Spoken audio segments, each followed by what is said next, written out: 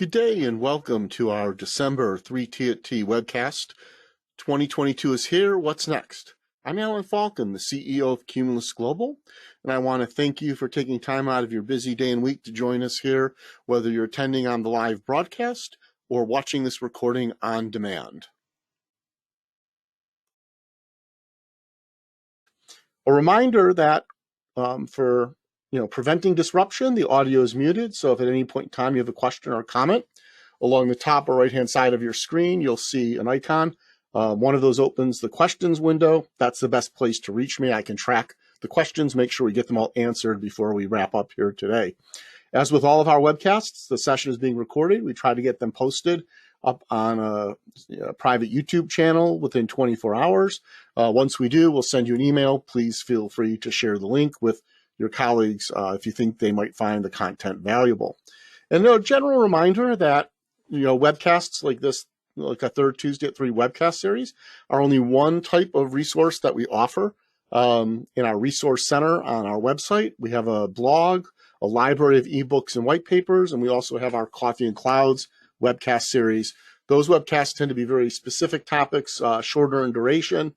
So they're typically 15 to 20 minutes plus Q&A, whereas our Third Tuesday at 3, we tend to be a little broader or dive a little deeper. We spend, the better part of an hour together here once a month on a Tuesday afternoon. So thanks again for joining, and let's dive right in. So 2022 is here, but exactly where is here, right? Certainly we had all hoped that COVID-19 would be in the rearview mirror, but with the Omicron variant, the persistence of the Delta variant, we're certainly seeing a good deal of COVID-19 related stress, as well as a fatigue that comes with the constant adaptation and the constant exceptions to what we feel is our normal life of this, as we head in, really to the end of our second full year of pandemic at various levels of impact. And so, there is that factor out there. The second place where we're at right now is that there's some economic uncertainty. And I know you're probably aware that certain economic indicators are looking strong, but others aren't so much. And we'll take a look at that and what that might mean for our businesses as small and mid-sized business owners and leaders. You can't, watch the news or go shopping without understanding that there are still significant supply chain problems, and that the complexity there is a hindrance, as well as ongoing labor shortages. And so we'll look at these as sort of, where we're at macro level as we head into the new year. And if we do that, we'll take a step back and say, well, what does this mean for our businesses, and what can we do? And being a technologist, we'll talk about how you might leverage technology to mitigate the impact of some of the challenges we're facing as we step into 2022. So let's start with COVID-19 stress. And what's interesting is it's just not, a perception. And certainly I decided to add this to the webcast after talking to, members of advisory boards that I sit on, networking organizations I belong to, and peers, and, in my industry and in my local business community. And really found that the ongoing stress related to COVID-19 is real, even in areas of the country where it feels more behind, or the mitigation efforts really aren't in force. There's still that underlying stress as we continue to hear about and see, changes in infection rates, hospitalization, and deaths that comes in. And so it does put a stress on us. And what's interesting is that earlier this month, in the Journal of Circulation, the Cleveland Clinic and Quest Diagnostics had done a study that showed definitively that our blood pressure as a nation is higher. Between 1% and 2% actually is what it comes out to be, but it's significant. And we've also seen that in certain segments of our population, an expanded amount of drug use and a radical increase in overdoses. And realizing, in my example here is from education, but we're seeing in business as well. And we'll talk about the Great Resignation a little bit later in the session here, that burnout is real. And it's to the point that, schools are actually going back to remote learning for a week, or even one day a week, or a couple days a month in certain areas of the country, simply because with short staffing and staff burnout related to COVID, they're facing resignations. And so they're they're putting in these remote days on site or days off of school back into the calendar is a way of alleviating stress for staff, giving them time to cope and recover and help deal with the pervasive burnout. And we're certainly, many of us in our businesses are seeing that level of burnout and frustration among managers and employees as well. And so, beyond the stress of COVID, we're still seeing economic uncertainty, right? And so Associated Press and NORC did a poll between December 2nd and 7th this month. It was published by the New York Times, and they really looked at two primary factors. There are a number of questions in the poll, but how are your personal finances and how is the economy? And what's interesting is that 64% of respondents said that their personal finances were actually good or getting better, right? That's seen improvement, over the last year or two. Only 35%, however, saw the U.S. economy as good. 64% was bad and getting worse. And that is interesting because it sort of says, hey, for me personally, I think things are okay, but the economy overall isn't good. That creates a lot of uncertainty. It could forecast consumer behavior and business behavior going forward into the new year. And so it's a mix of upside and downside information, right? So upside, right? In the last year, the S&P 500, and I chose this over the Dow Jones Industrial Average because it's a broader representation of the market. It's just one of many, but the S&P 500 is up over 28% over the last year, and which indicates a general level of market optimism, right? We're coming out of COVID, things are going to get better, supply chain issues will fix. Remember that stock markets don't always reflect the current state of the economy. It reflects how investors and speculators believe the economy will go in terms of specific companies that they're investing in. So for the market, for the types of companies and market segments covered by the S&P 500, you can look at this increase and say, gee, the market's been pretty optimistic. And looking forward, hey, they're still buying stocks even as the prices rise because things will continue to get better or will get better as we move through 2022 and beyond. Another upside indicator that people look at is the unemployment rate. And clearly here, this is from the U.S. Bureau of Labor Statistics, as reported by the Federal Reserve Bank of St. Louis. The shaded area there is the recession, right? So you notice the timing there, February into April of 2020, that was the start of the pandemic, right? And so, boom, the pandemic hits, there are layoffs, there are business closings, temporary closings, some permanent closings, unemployment rate skyrockets in over the period of a month. And we look and say, well, okay, now we adapt to life in the pandemic. Things open up, they close down again, they open up, and we still see a pretty steady decline down to where we are currently, about 4%, okay, or a little below 4%. And so people look at this and say, gee, stock market's up, unemployment rate is down, we must be in pretty good shape. Okay, but then there are other statistics that sort of temper that. Again, this is the mixed message, right? So one of them is labor force participation. And again, here I took a longer term view of the data. In part, you still see over, at the start of 2020 in that first quarter, the impact of the recession. Okay, but you'll also notice that since 2002, there was pretty stable above, 66%.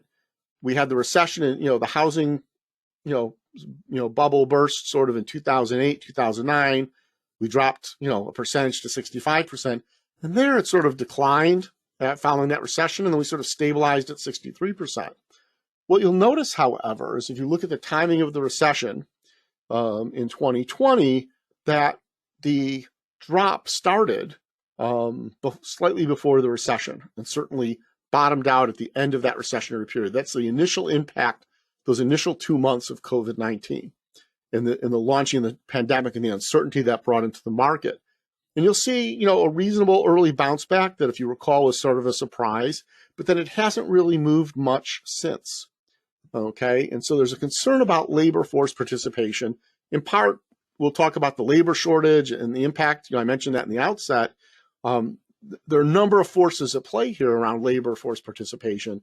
And the impact of these forces could be much more long-term than the pandemic itself, because it continues a pre-pandemic trend that by the length of this shift is somewhat generational. And we'll definitely get into that a little bit.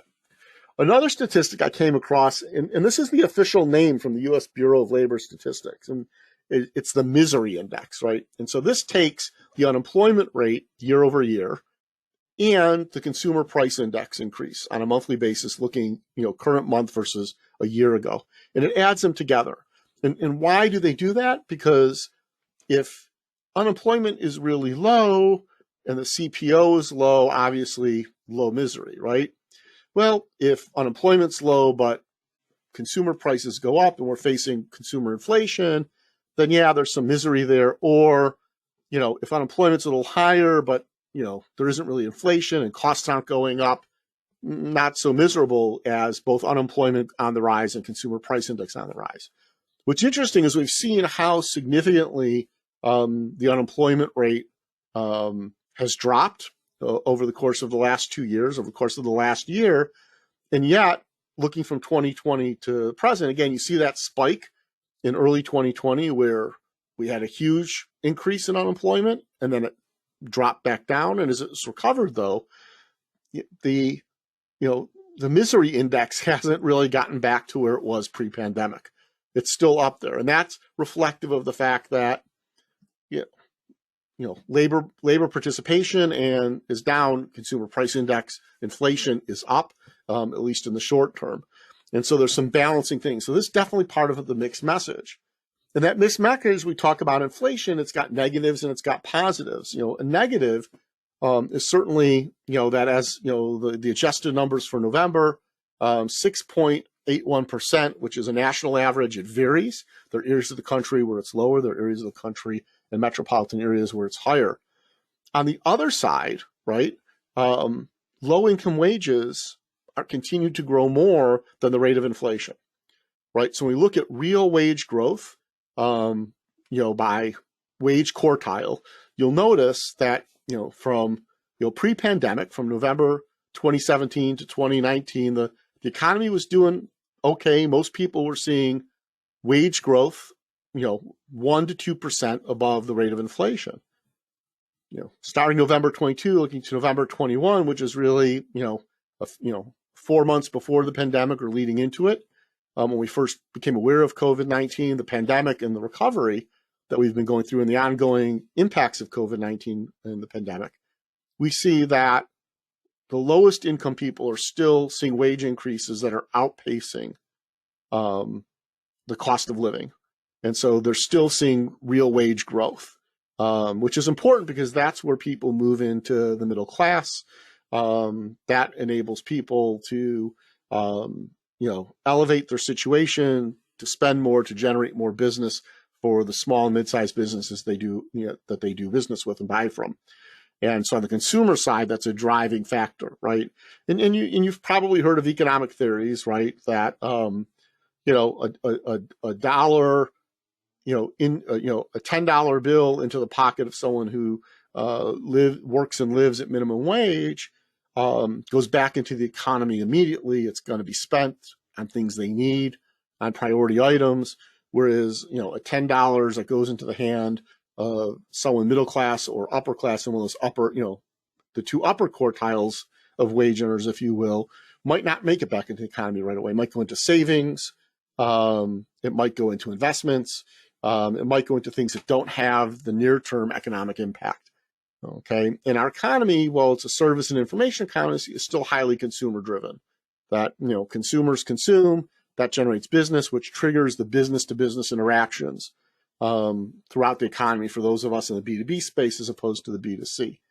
And so the message on inflation is mixed. It's, it's high. It's significantly high, but really for the first time in a long time, we're seeing that the lowest wage earners are able to get ahead and be ahead of the inflation and be stronger, which bodes better for the long term as an economy.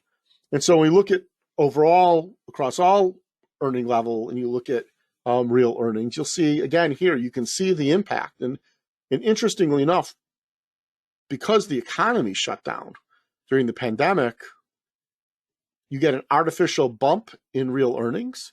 But you see that the impact of the pandemic then in Q3 of 2020, diving negative, where the cost of living was outpacing people's earnings, and we've not yet recovered. And in fact, it's unclear if we're on a recovery trend there, if we're going to stay in the negative for the overall economy. So while inflation, real earnings is working well for the most vulnerable parts of our society on an overall look across all wage spectrums, it's a mixed message, right? As far as real earnings, wages versus cost of living.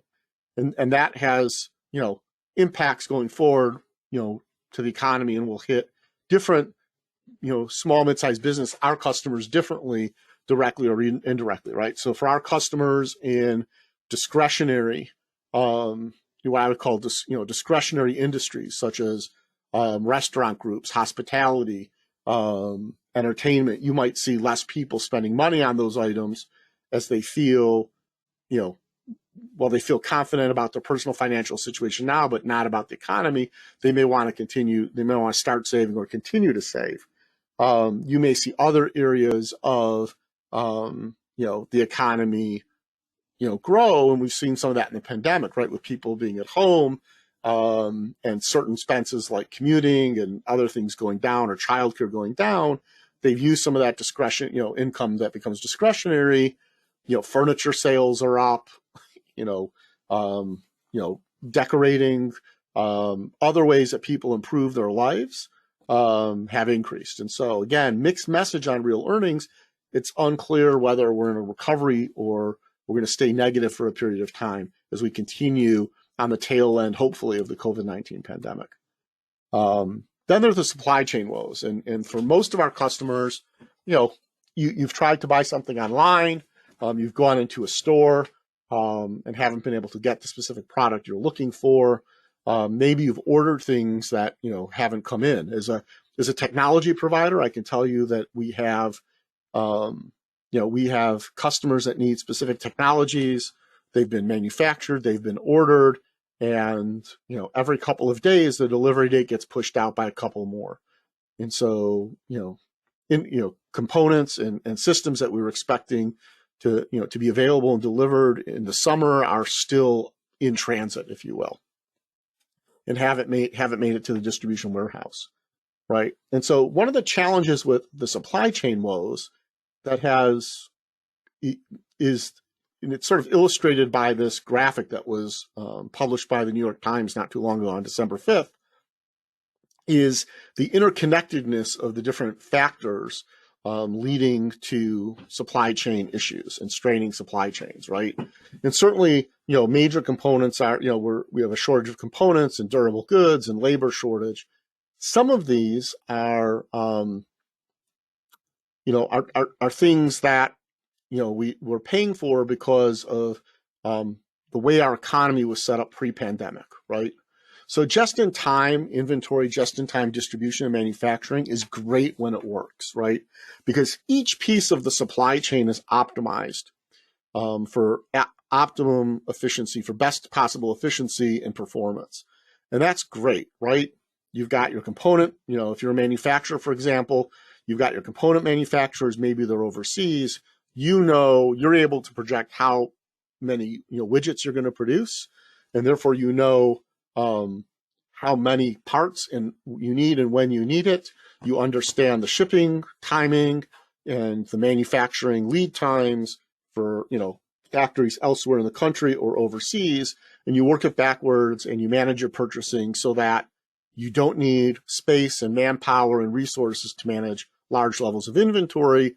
Your parts come in, there may be a short holding area, but they go out to your manufacturing floor, they get used just in time. Your products ship out the door. It's a streamlined process, and that's great. The problem is the complexity of shipping and distribution, where every piece is optimized. If one piece becomes adversely effective, it breaks the chain. And how do you recover, right? And so you get this cascade of cause and effect. Right. So at first it was factories shut down in China and in other parts of Asia, and they couldn't get, and ports closed. Okay, so you couldn't get product out. You also couldn't get empty containers in, right? So once the product started flowing out, there was a shortage of empty containers for the next round of products. Products start flowing out, and the U.S. was lagging behind Asia in COVID-19 impact. So now U.S. ports and businesses are closed. And so the containers unload, they stack up.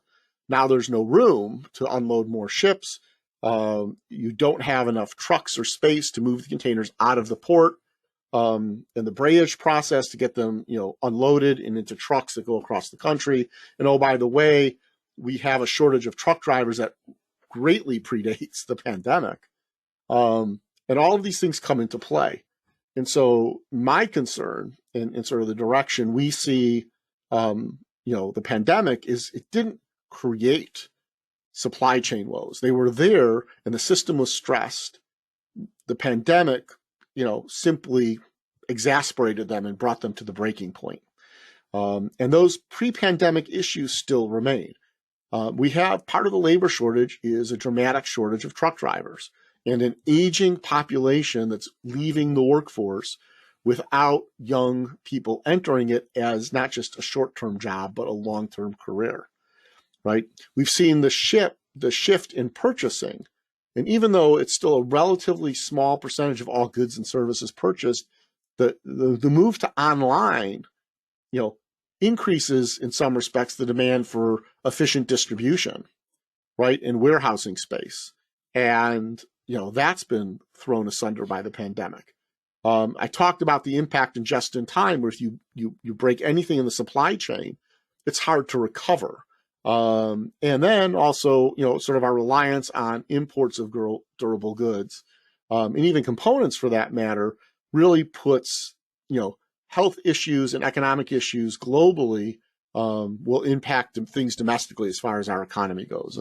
And certainly, if you had more options from more source countries, then you can mitigate. But again, it's not as efficient of a supply chain then.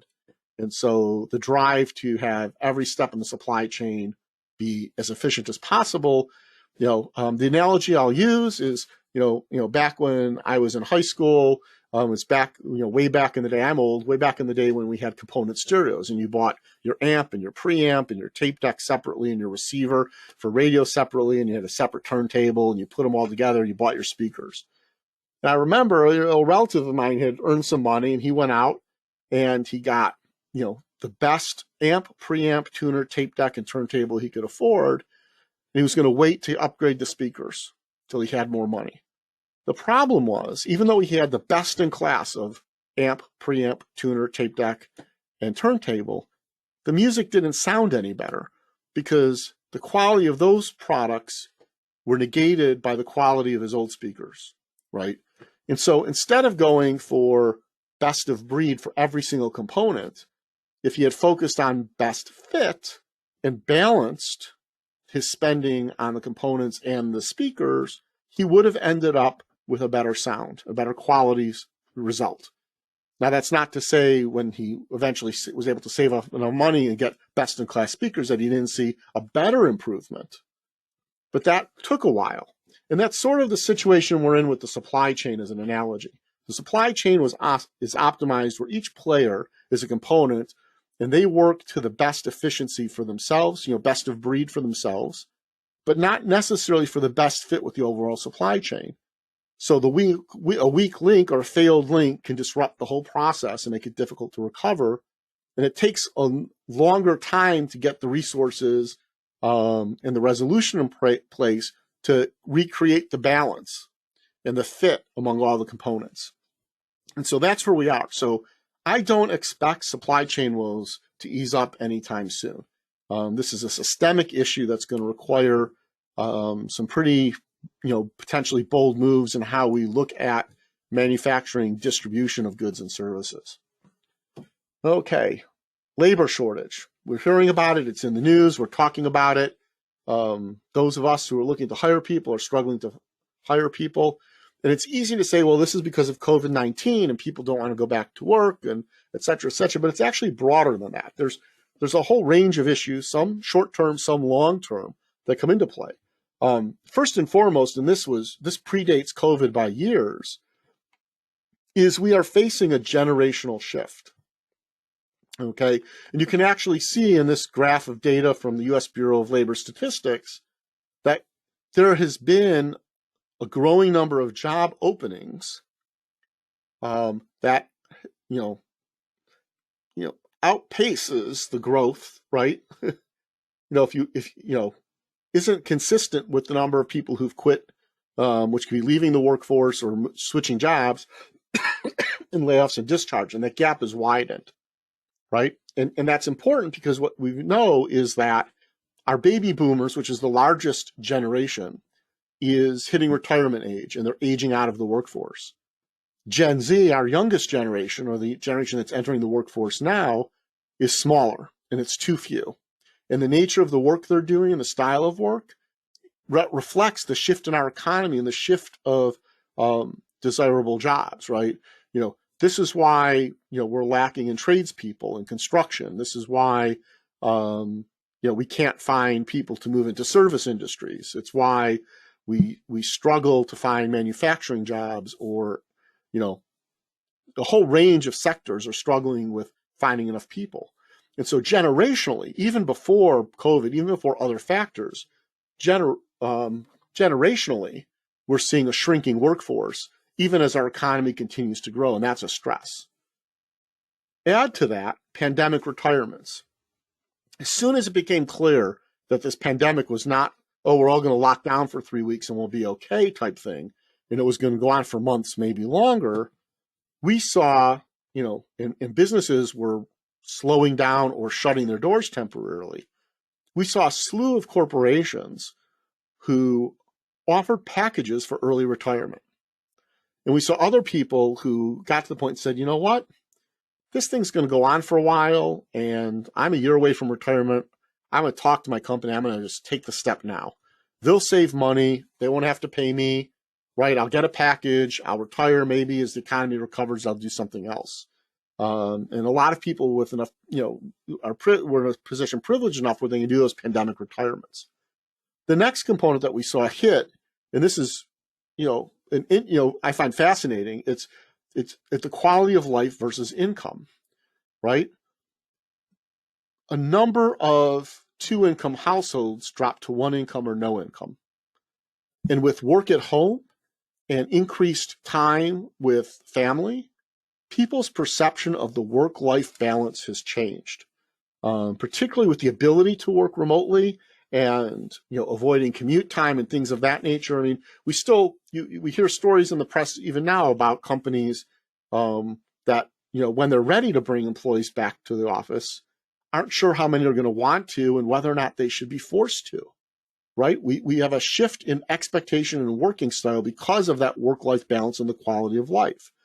And so one of the factors that's come out of the pandemic, which has a long-term impact, is there are households that were 2-income earners. And when they looked at what's the benefit, what's the benefit of having 2 incomes, less paying more in taxes, less childcare and other services you need for convenience when you have 2 people working full time, versus the value, the quality of life I get by having more time with my family, or having more parental time with the kids, or 2 adult time with couples time with each other, etc. And so there's a group of people that left the workforce because they're fundamentally adjusting their quality of life, and they're thinking to themselves, gee, the net gain financially isn't worth the stress, the headache, the hassle, and a perceived reduction of quality of life. We'll make do with 1 income going forward. One of us will leave the workforce. Part of that decision is due to a lack of affordable daycare and the availability of daycare. And again, here, it's a chicken and egg situation, right? We have a labor shortage, which makes it hard to find people working who will work for the typically low wages in daycare environments in that industry. And because of that, it makes daycare less accessible, less available, and more expensive. And so some of those two-income households that said, we can't find daycare anyways. That is a trigger. But then you have single-income households or single-parent households where you can't enter the workforce without having some means of affordable daycare. And so that's pushing people out of the workforce. And again, there could be a supply and demand and a wage issue here that corrects it, but with a labor shortage and people having more options, in that wage range in different markets and parts of the economy and industries and part of the economy, it's going to be a challenge. And finally, sort of the fifth bullet point I have here is our immigration policies, and that really in the prior administration over those 4 years, we had a hugely significant drop in employment eligible visas.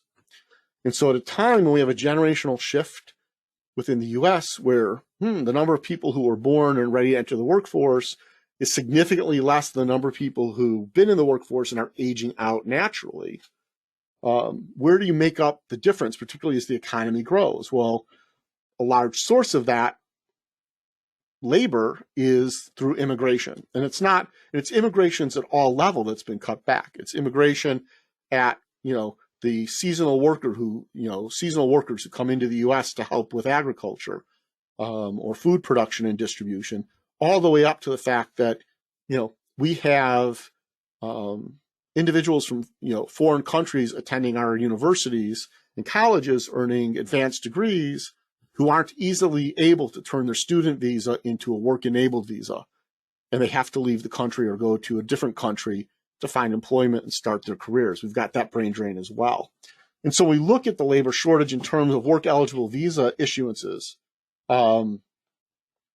You can see the dramatic difference. If the black columns are levels monthly since looking from March 2018 through, July 2019, we're looking through 2018, 2019, and then 2020 through 2021, which captures the pandemic. You can see how policy has led to significant decline in work-eligible visas. And so these are adults who would come into the country to work who aren't able to come into the country. We've reduced the number significantly enough that it's impacting the labor pool in a significant way.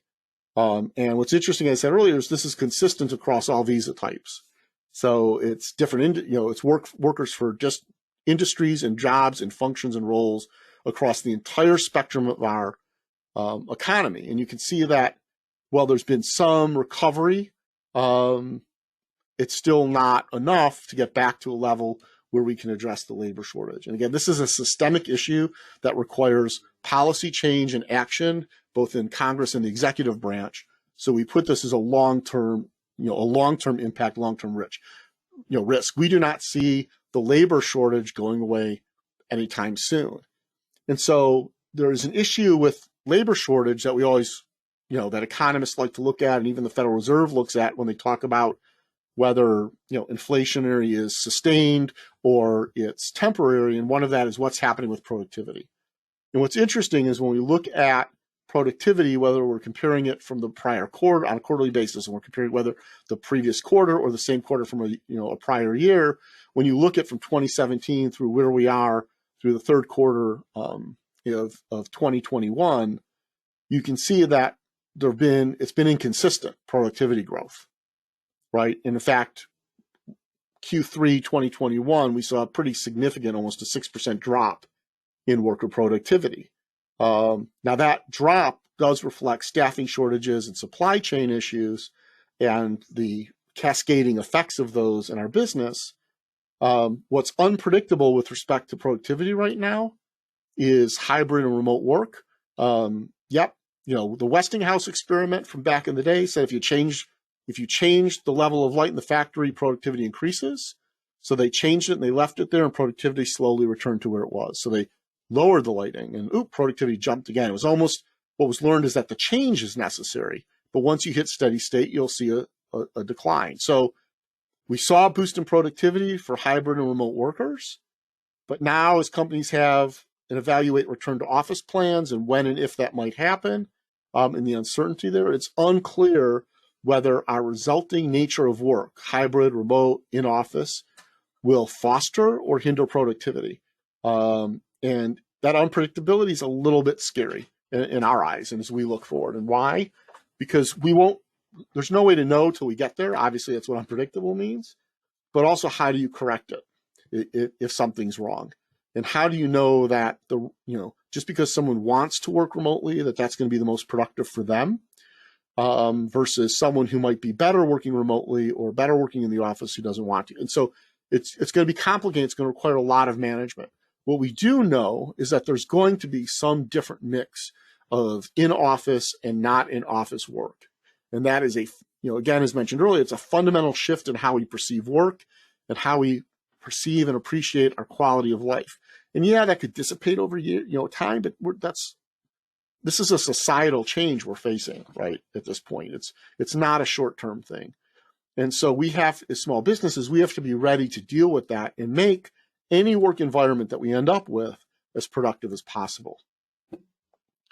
Boy, so what's next? Well, to quote Maya Angelou, I'm hoping for the best, prepared for the worst, and unsurprised by anything in between. I think that's sort of states up where we all need to be with the current situation. I know it feels like there's a lot of doom and gloom out there. I don't mean to be, the depressing, harbinger of bad news. It's just, legitimate concerns. And while there's positive aspects to what's going on, from which we see some great potential opportunities, the reality is, if we were thinking that the pandemic would end quickly, we were mistaken. If we thought the effects of the pandemic would end quickly, we were further mistaken. And if we discount the societal changes that are happening and will continue to happen, we're really, really mistaken going forward. So with that sort of in mind, what's next? One is, realistic expectations. So here we say staffing shortages, they're going to stay there until the effects of policy changes reach the market, right? So we can open up immigration. It's going to take time for the flow, logistically and practically for immigration to increase across enough aspects of the economy to have an impact on staffing shortages. Are we going to draw retirees out? No. If we change policies on early childhood education, yes, we're going to free up more people to enter the workforce. But again, those policies are highly politicized, and you've got to wait till the policy comes into play, and then the budget lets the money flow to where it's going to happen. So supply chain issues, they're going to recover, but it's going to be slow and painful, and it's going to vary greatly by sector.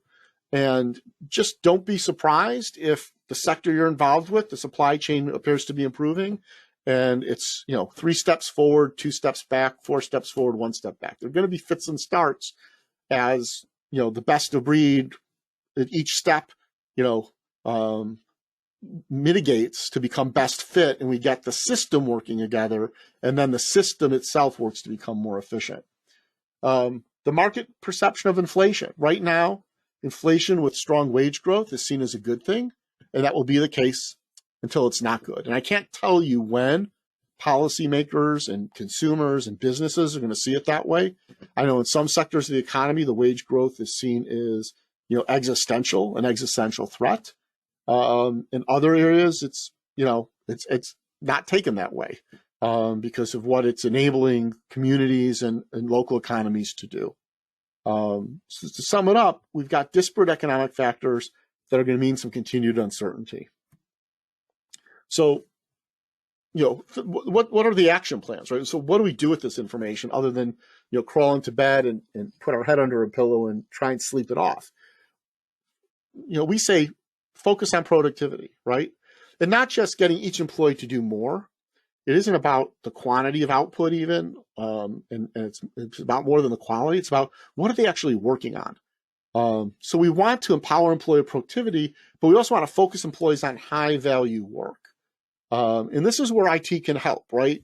If you simplify IT, you lower the learning curve, you make people more efficient, you educate them on how to best use the IT to be productive, but you want to do that in a way that you're shifting people to high value work. And that will mean automating simple and repetitive tasks, right? Which IT can help because you can document and you can automate processes, right? There are low code and no code solutions out there that can do things like move documents through a review process, or move information through a process and sound alerts when something goes wrong, right? And eliminate. And it's often like within the IT world, we'll talk to CIOs and IT managers.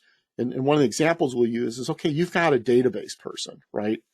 And why move into the cloud? Well, because if you're running a database server, your database person is watching the hardware, they're watching the database system, they're monitoring queue length and performance and disk utilization and disk performance, right?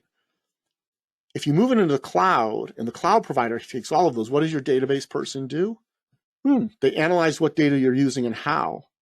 They work on making sure the data has integrity in input and output. They help develop new reports and run analysis, and connect the data to applications that can do business analysis and turn that data into information you can make a decision. The database person is still there, but the role they perform is higher value to the company, and it's closer to the revenue stream, right? And that additional value is what you're looking for here, right? So we want to automate simple and repetitive tasks. We want to free people up to stop doing the mundane and the things that can be done by others, outside services or through automation, and focus on the actions that provide the most value to the business and help you maintain your business and achieve your goals and objectives, right? And that it's also going to mean balancing individual and team workloads. Can't push everyone to work in a team and expect to be efficient. There'll be times where you need individual contributors and you need people to work in teams, and people who span that need to have some balance there. And finally, educate and train employees to better use the apps and tools at your disposal. Too often, we see companies that will have technology in place and they'll be struggling to do something or unaware on how best to do it, and they will go out and they will acquire and spend money on a new application, tool, or system to do it. When in fact, the capability was there, it was a knowledge issue. And if employees understood how it worked and how it works together, you might not have needed to make that expense, because it's not just the acquisition cost, it's the acquisition cost of the licensing or the hardware, the software, whatever. It's the time it takes for people to learn it and get comfortable. And if it's something that's visible to your clients, they've got to adjust to how it works. It all comes into play. More action plans. We want to improve staffing, right? And here's where remote work sort of can be used to our advantage, particularly small and mid-sized businesses, right? We can think outside our geography when hiring because we're able to have hybrid and remote work environments. Now, granted, there's a human resource and a managerial and supervisory aspect to having remote employees, but the technology is there to make it happen and have people work out of your geographic area, maybe not ever even come to the office, right? Because they live so far away, but provide the service you want, right? And to do that, you need to empower staff. And it's not just the ability to work from home or remote office, or a co-working space somewhere. All staff are going to need clear objectives, timeframes, and if you've got remote workers, they're probably looking for some more flexible work hours, right? When they can better separate their work life and their personal life, it makes them a more sustainable employee. And again, that balance of individual work versus teamwork is really important when you've got remote people, and scheduling meetings and teams, which will be done by video conference anyways, can be a little more challenging. And how do you replace the casual conversations in the hall? And there are many ways that your IT plan can help this. One, cloud services provide secure access to data, application systems, information anywhere, anytime. You can balance, if you use technology right, you can balance your written, audio, and video communications to avoid Zoom fatigue, if you will, or video conference fatigue, but still have effective teamwork happening.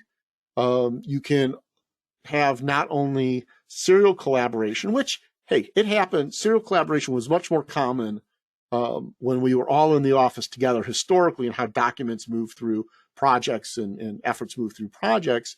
Now IT can give you real time as well as serial collaboration within the same context in ways that can work and be adapted to the needs and work styles of team members, whether they're working together in the office or remotely or in some hybrid fashion, right? Deploying simple project and task management tools. Most companies, to help teams track work, don't need resource mapping and load balancing and critical path analysis. They need a good way to say who's responsible for what, when is it due, what is it dependent on. So periodically, every couple of days, once a week, someone can go in and say, hey, things are going well, or ooh, looks like something's lagging, or something's half a step ahead. Let's balance resources. Let's figure out how to correct that situation, right? And also then moving into team-centric tools and solutions gives you a structure where all the work of a team is in one place. It's convenient. It's more efficient. It reduces redundancy. It reduces conflict of information or files or communication, misunderstandings, things of that nature. So there are action plans, particularly around productivity and staffing, that we need to address. And there are ways that IT can help, and they can all help without busting your budget. And that's the beautiful thing about the cloud and the beautiful thing about where we come in and helping manage those services. So what are some tactics we suggest? First, we recommend that people pick a single platform for video and voice conferencing. And ideally, we'll tell you if you're using Google Workspace, unless there are compelling reasons not to, you should be using Google Meets because it's integrated. If you're on Microsoft 365, you should be using Teams, unless there's a compelling reason that Teams won't work for you and those outside your organization you meet with regularly, where you initiate the meeting, okay? And you want, even if you go with a third party, you want it to integrate with your calendar for one-click scheduling. Cutting and pasting takes time. It's prone to mistakes. It can double or triple the amount of time it takes to set up a meeting, and that's just wasted time and efficiency. Educate staff on document collaboration features. Again, we still see people, even though they're in a Google Workspace or a Microsoft 365 environment, emailing attachments to get people to review it, rather than leveraging the shared document and collaboration features of those two environments, right? Additionally, depending on the subscription you have to those services, you have a set of digital right management that will automatically or semi-automatically help you manage drafts and versions and properly treat confidential or proprietary information. And so you can automate that and set parameters and business rules that the system enforces, rather than having people spending time and energy doing that manually. Again, it takes a load off of your staff, lets them get away from the administrative work and focus on the revenue generating work or the production generating work. Third tactic is develop templates and content repositories. And I know this sounds like overly simple, but even, we're working with a few companies now where, they have the technology in place, but hey, they never said, here's what a project folder is going to look like for every project our company undertakes. Here are the standard things we'll create for every project. Here are other things we may need based on the type of projects. When a project comes into play, we should know it, we should build it, right? And that can be, folders in SharePoint file services. It can be folders in shared drives on the Google Drive side. Additionally, you can even do it where we're seeing now one of the services we offer is Teams as a service, right? Where we'll help you define Microsoft Teams for different types of projects or work that you do, and help you so that when a new project comes on board, the team gets created from a template. That's the communication channel, it's the meeting channel, it's a shared calendar for those involved in the project, it's file storage, and it might even be tabs with specific applications that the team is going to use and access to it. And so having those templates in place eases the administrative side of bringing on work and completing projects and getting those invoices out the door. Similar for documents, companies that do proposals, creating searchable, managed, indexed repositories of those documents or document content can improve efficiency and reduce time. And we find that many, many businesses have opportunities for templates and repositories, even if it's not what you consider a typical document-heavy business or activity. Simplify calendaring. Again, we see a lot of time in issue and challenges in calendaring in two respects. One, how do people outside your company make appointments with you? And how do you schedule meetings internally? And oftentimes this goes to failing to deploy tools that are built into, let's say, Microsoft 365. You've got the planning app, you've got the bookings application that lets you say, hey, here are times that we're available for appointments. Someone can go to a link, pick the time that works for them, book the appointment, get it confirmed. tools like third-party tools like Calendly let you do that as well. But also simplifying and making sure people understand how to schedule individual or group meetings internally as well, and how to use the find a time, how to attach relevant documents, how to one-click include your voice and video conference. All of that comes into play. Next, we already talked about this, is automate simple processes. Use the no-code, low-code solutions. Whether this is Flow and Power Apps in the Microsoft 365, or the scripting and Smartsheet tools and the Google side, you have the ability to take redundant activities and automate them in tiny pieces that'll create incremental efficiencies over time. And along those lines, again, many small businesses don't use a project management tool, because when they do, they think of complex tools like Microsoft Project, where that's really designed for sophisticated projects where resource leveling and loading and critical path analysis is necessary. Within the Microsoft 365 environment, for example, you've got Microsoft Planner. It's similar to Trello and Hive and other ones out in the market, where it's a simple system that lets you identify members of a project, identify tasks and who's responsible, when those tasks need to be complete, and what dependencies exist. And it gives you that high-level view so you can manage what's going on without having to have a full-time project or program manager in place, updating, without people micromanaging their time allocation of their hours and things of that nature. And finally, a tactic is to separate staff's personal and business lives. And this comes into two aspects, and it's very important, particularly as we see more remote and hybrid, right? So one, you may have personal devices being used, and even if you don't, you probably have some personal use happening on company devices. So even your laptops we consider a mobile device, you want to manage those devices and separate the business apps and data from the personal apps and data. Keep them separate. We also recommend using some unified communication service, whether it's a simple voice over IP phone system that can be accessed on people's smartphones, to hide personal numbers, right? Why? Because with remote work, the boundary and quality of life issue that is work-life balance, that boundary between work and life becomes even more blurred, because you're going to have people working from home or remote offices near their home rather than going into a formal office setting. And so with that line blurred, it's important to be able to turn off work, as appropriate when you're not at work, and to have that home time that's outside of work. Failure to do that, if the lines between personal life and work life get too blurred and then you lose balance, you lose employees.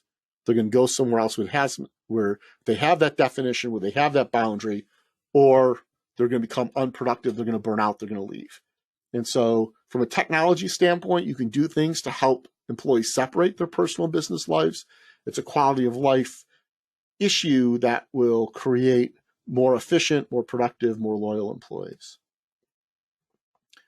And so what's our action plan? The big picture action, and we have these 4 steps every time: assess, define, plan, and execute. So assess the business objectives and the challenges you're facing. Take into account what we've talked about here today at the macro level of things, pre-COVID and from COVID, and the ongoing impact of COVID and COVID recovery that aren't going to be fixed quickly in the market and in the economy. And with that, set your strategy on how you're going to survive and even thrive, and prioritize the tactics that are going to get you there. From there, some money may need to be spent. Some time and energy is definitely going to need to be spent. And whether it's the dollars or the time or the energy, understand the benefits of moving forward with your tactics and that strategy, as well as the impact of inaction. Sometimes a moderate cost to move forward is outweighed by a huge potential cost of inaction, where doing nothing can be disastrous. Understand what that is to get your value proposition. We recommend you plan, you manage this change, and that you can do it in phases, even if the phases are small and short and quick. That gives you the opportunity to adjust as things happen in the market and in your business, but it keeps you moving forward, and keeps your team engaged. And you got to execute. Once you have that plan, you've got to execute. Okay, so this is all really stressful.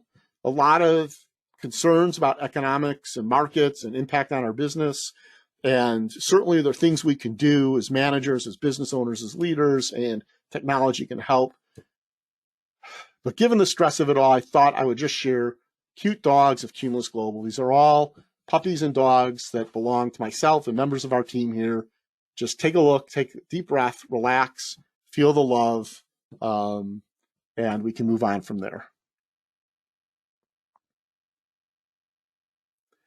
Okay, as I always do at the end of every webcast, and I'll go back. Oops, someone wants me to go back to the cute puppies. I'll go back to the cute dogs in just a second.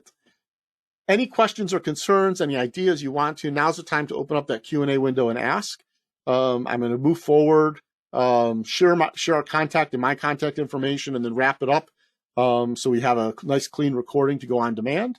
So again, any questions or discussions you want to discuss your current technology environment, what you might be able to do, how you might be able to engage your employees in a different way to overcome or help your business overcome supply chain, productivity, staffing issues that you might be facing, get in touch with us, info@cumulusglobal.com. Our phone numbers are on the screen as well, or you can contact me directly. I don't have an assistant who answers my phone or filters my email. I will tell you I'm horrible at answering the phone and returning voice messages. Definitely send me an email, afalcon@cumulusglobal.com. Myself and or a member of the team will get back with you. Okay, so on that, I want to thank those of you who are watching on demand for doing so and for taking time out of your busy day and week to do the session. And always appreciate it. We look forward to seeing you again in January. And again, don't hesitate to call or contact.